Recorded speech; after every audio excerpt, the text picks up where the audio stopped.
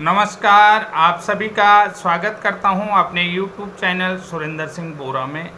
साथियों, BEd versus DEd Jabalpur high court Madhya Pradesh वर्ग 3 जो भर्ती हुई है, उस भर्ती की नियुक्ति को लेकर के जो सुनवाई हो रही थी, उस सुनवाई में जस्टिस शील नागो जी और अमरनाथ नागो जी ने बार बार यही पूछा बीएड वालों से कि 1 to 5th जो एलिजिबिलिटी क्राइटेरिया है वो आपका क्या है। बार बार जज साहब इस प्रश्न को पूछ रहे थे, लेकिन बीएड वालों के एडवोकेट बार बार इसको घुमा रहे थे।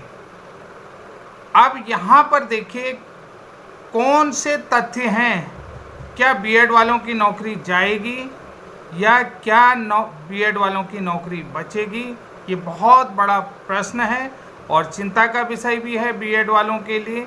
अब यहाँ पर देखिए सवाल ये भी उठता है, जब ये लोग उन्हें आवेदन किया था उस समय जो है कि एनसीटी का गजट 2018 चलित था, प्रचलन में था, लागू था। ये बहुत बड़ा सवाल है कि यानी कि एनसीटी का गजट तब जो है जब वो भर्ती प्रक्रिया हो रही थी उस समय जो है कि वो लागू था, प्रचलन में था, और उसी एनसीटी के गजट के आधार पर ही ये भर्ती हुई है। तो ऐसे में जो लोग ज्वाइनिंग कर चुके हैं, क्या उनकी नौकरी जाएगी।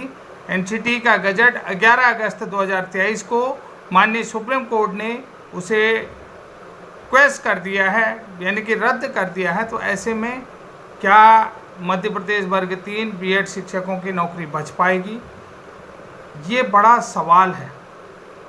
और किसी का नौकरी छीनना ये भी मौलिक अधिकारों का हनन है। और देखिए जो हो चुका है तो उसके बाद आगे उनसे नौकरी छीनना ये गलत है, ये सभी लोग जानते हैं। और नौकरियां बची भी कहाँ हैं ये भी देखना बहुत ज़रूरी है। और जो लोग मेरिट लिस्ट में नहीं आए हैं तो क्या सरकार, क्या कोर्ट उसके लिए क्या जजमेंट देगी, क्या सरकार रणनीति अपनाएगी, क्या शासन द्वारा उन लोगों को भी जिस तादाद में जो मेरिट लिस्ट थी उस आधार पर क्या उनकी नई सिरे से जो लोग मेरिट लिस्ट में आते हैं उन लोगों को नई सिरे से उतने पद प्रोवाइड कराएगी, ये बहुत बड़ा सवाल है। तो मध्य प्रदेश के जो साथी लगभग 5 महीने से नौकरी कर रहे हैं, तो उनके लिए आखिर अब क्या होने जा रहा है, ये बड़ा चिंता का विषय है। बीएड अभ्यर्थियों के साथ क्या करना चाहिए, अभ्यर्थियों के साथ ज्वाइनिंग को लेकर के बहुत बड़ा अब विवाद खड़ा हो चुका है। लेकिन यहाँ पर 14 जो सितंबर को सुनवाई थी, वो सुनवाई फ़िलहाल तो टल गई है, लेकिन अगले 4 अक्टूबर को पूरे दस्तावेज़ों के साथ उनके एडवोकेट ने जवाब देना है। क्या वो जवाब दे पाएंगे, क्या नहीं दे पाएंगे, ये भी बड़ा प्रश्न है। और क्या उनके एडवोकेट की तैयारी है, और क्या जो बीएड वाले कैंडिडेट उनको जो है कि मतलब एथेंटिक जो कहते हैं कि कोर्ट को प्रूफ चाहिए, तो क्या वो जो है कि प्रूफ को प्रोवाइड करवाएंगे। तो ज्वाइनिंग लेटर तो मिल चुका है और उसको जो है कि डीएड वाले छीनना चाहते हैं। और डीएड वालों का कहना है कि जब 2018 का गजट ही रद्द हो चुका है तो उसके आधार पर बीएड वाले कैसे ज्वाइनिंग कर सकते हैं।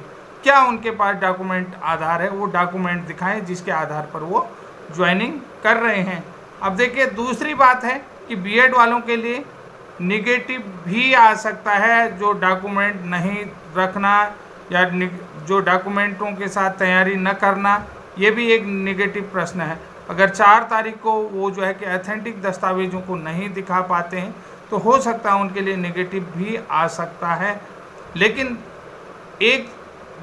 तीसरी बात मैं बताऊं, आईए को लेकर भी जो कंफ्यूज हो रहा था, वो कंफ्यूज भी एक बड़ा प्रश्न उन लोगों के पास खड़ा कर रहे हैं, और वो आईए का भी वो लोग जवाब नहीं दे पा रहे हैं। तो साथियों, अब मैं बात कर लेता हूं थोड़ी सी यहाँ पर, जिससे कि डीएड वालों को थोड़ा सा राहत मिलने का सवाल होता है। देखिए, किसी भी व्यक्ति को अगर नौकरी मिल जाती है तो उससे कोई भी कोड या कानून नौकरी छीनना नहीं चाहेगी, क्योंकि जब उनकी किसी भी प्रकार की गलती नहीं है। मैंने बार बार कहा है कि अधिसूचना कौन लाया, शासन। गलत प्रक्रिया किसने अपनाई? शासन ने, सरकार ने, ठीक है। शासन के कहने पर देखिए जो प्रक्रिया सही नहीं है वो गलत प्रक्रिया किसने अपनाई? सरकार ने। अब वो सरकार जो है कि उसकी जिम्मेदार कि देखिए जो भी चीज़ें हैं कि नियमावली किसने बनाई? सरकार ने। गलत प्रक्रिया किसने अपनाई? सरकार ने। अब जो है कि इसमें राजनीतिकरण हुआ इस गलत प्रक्रिया का, वो किसने आया? कहीं पर भी किसी कैंडिडेट की मार्कशीट फर्जी है? नहीं है। किसी कैंडिडेट का कोई दस्तावेज फर्जी है? नहीं है। क्या कोर्ट ने ये कहा कि ये बीएड की मार्कशीट फर्जी है? नहीं है। तो ये गलत प्रक्रिया अपनाई तो अगर शासन ने है, सरकार की गलती है, सरकार की गलती का खामियाजा अगर बच्चों को भुगतना पड़ रहा है तो ये सरासर गलत है। तो इसलिए यहाँ पर एक मानवता के आधार पर जैसा कि मैंने आपको बनाया है लाइव एंड लाइबिलिटीज़ का जो एक्ट है, उस लाइव एंड लाइबिलिटीज़ के एक्ट के तहत इन लोगों को मतलब माफ़ किया जा सकता है। इन लोगों के पूरे चांस हैं कि बचने के चांस हैं और इतने तादाद में किसी भी भर्ती से सर्विस वालों को नहीं निकाला जा सकता है। अगर अब अगली बात करी जाए तो रिव्यू पिटीशन, देखिए रिव्यू पिटीशन में तो कोई चांस नहीं है कि कोई बच जाए। और इसके बाद क्लेरिफिकेशन, एक क्लेरिफिकेशन देखिए आता है कि जो सुप्रीम कोर्ट का जजमेंट है वो कब से लागू होगा। बहुत सारे साथी कह रहे हैं कि 25/11/2021 से ही लागू होगा और कोई साथी क्योंकि 25/11 से पहले जो है कि किसी भी चीज़ को चैलेंज नहीं किया था। अब देखिए अगर नियमों को देखते हैं तो जजमेंट तब से लागू होगा 11 अगस्त, यानी कि जब तक कि कोई भी संवैधानिक संस्था किसी भी आदेश को रद्द नहीं करती है तब तक वो जो है इन्फोर्स रहता है, लागू रहता है। तो इसलिए जो है कि निश्चित रूप से मैं आपको बता देता हूँ कि अगर वो क्लेरिफिकेशन भी मांगते हैं तो सुप्रीम कोर्ट से यही आर्डर आने की संभावना है कि जो और जजमेंट माना जाए वो 11 अगस्त 2023 से ही माना जाए। ये मैं बता रहा हूँ मेरी संभावना, क्योंकि मैं किसी प्रकार का एडवोकेट नहीं हूँ, किसी प्रकार का जज नहीं हूँ, लेकिन संभावना यही बनती है कि 11 अगस्त से ही ये जजमेंट माना जाएगा। उसके अलावा आप देखिए रिव्यू पिटीशन में कुछ नहीं बनता है तो क्यूरेटिव पिटीशन की बात आ रही है। और क्यूरेटिव पिटीशन में देखिए जब रिव्यू पिटीशन डिसमिस हो जाती है या क्वैश हो जाती है, उसको कैंसिल किया जाता, तो तब जो है कि मेन पॉइंटों को हाईलाइट करते हुए क्यूरेटिव पिटीशन डाली जा सकती है। जैसे कि एनसीटी के गजट के आधार पर जिन लोगों ने बीएड किया है उनका क्या दोष है, यानी कि ये जो क्यूरेटिव पिटीशन है तो इसमें 3 सीनियर जज रखे जाएंगे। इसके अलावा 2 उन जजों को भी रखा जाएगा जो पहले से इस केस की सुनवाई कर चुके थे। इस प्रकार से ये ओपन कोर्ट या वहाँ पर रखा जाता है। तो सबसे आपको एक ही चीज़ मैं बता देता हूँ कि सबसे पहली बात है, मैंने आपसे कहा कि अभी तक मध्य प्रदेश में बीएड वाले सेफ हैं। यानी कि वो लोग सेफ क्यों हैं? क्योंकि जहाँ तक चांसेज हैं कि जो क्लेरिफिकेशन का जो मांगा गया है सुप्रीम कोर्ट में, क्लेरिफिकेशन के लिए जो एप्लीकेशन लगाया गया, वो क्लेरिफिकेशन का जो एप्लीकेशन रहेगा, क्योंकि वो सबसे बड़ी चीज़ कोर्ट का जो जजमेंट होता है वो मानव हित में होता है, न कि अन्याय के खिलाफ, अन्याय के हित में। सबसे पहले जो है कि वो लोगों के हित में होता है और लोगों को न्याय मिले और न्याय के तहत ही रहेगा। तो इसलिए जो है कि जो रिव्यू पिटीशन है या क्लेरिफिकेशन है वो 11 अगस्त से ही लागू करने की संभावना है, जिस कारण से मध्य प्रदेश के साथ ही सारे सेफ हैं, उनकी नौकरियां सेफ हैं वर्ग 3 के। इसके अलावा देखिए लाइव एंड लाइबिलिटीज़ का भी है, जिसके तहत वो जीवन यापन करना, ये बहुत सारी चीज़ें अधिकार होते हैं। तो जो आपका फंडामेंटल राइट है उस अधिकार के तहत भी आप लोगों को नौकरी से निकाल पाना संभव नहीं है इतनी बड़ी तादाद में, क्योंकि जो भी डिसीजन आएगा, डिसीजन का सम्मान तो आप लोगों को करना पड़ेगा, लेकिन ये है कि आप लोग सेफ हैं। और उसके अलावा मैंने आपसे एक चीज़ और कहा कि जहाँ पर जो है कि राज्यों का इन्वॉल्वमेंट होता है, अगर बहुत सारे राज्यों का इन्वॉल्वमेंट होता है, क्योंकि एनसीटी ने बहुत सारे राज्यों को इसको लेकर के, जो एनसीटी की एक कोर कमेटी बनी है, स्पेशल कमेटी बनी है, सिफारिश कमेटी बनी है।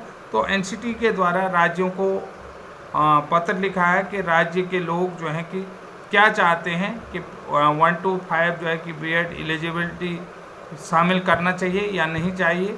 तो ये बहुत बड़ा चीज़ है, राज्यों से सवाल पूछा गया। अगर इसमें 2-3 राज्य भी लिख करके दे देते हैं, जैसे उत्तराखंड है, उत्तराखंड कहता है कि मैं बीएड को शामिल करता हूँ, बंगाल कहता है कि मैं बीएड को शामिल करूँगा, मध्य प्रदेश कहता है मैं बीएड को शामिल करूँगा, इसके अलावा 1-2 राज्य और दे दें, तो निश्चित रूप से बीएड प्राथमिक में एलिजिबल रहेगा। क्योंकि एनसीटी की सिफारिश कमेटी जो उन्होंने कमेटी गठित करी है, जो एक सुझाव कमेटी गठित की है, एक्सपर्ट कमेटी गठित की गई है, उस कमेटी के द्वारा जो है कि सभी राज्यों को पत्र लिखे गए हैं।